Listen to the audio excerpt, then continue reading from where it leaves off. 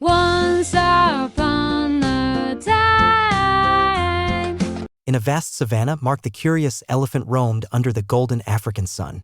One day, Marc felt a longing for a new home, so he embarked on a journey to explore distant lands. As he wandered, Marc discovered a group of humans building boats by a tranquil river.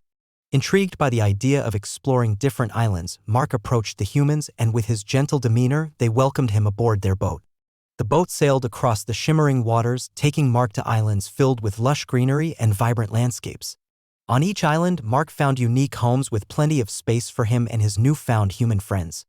Marc and the humans built a harmonious community, sharing their different skills and creating a home that embraced both land and sea. Marc, the adventurous elephant, found not only a new home but also lifelong friends, proving that the journey to discovery can lead to unexpected treasures.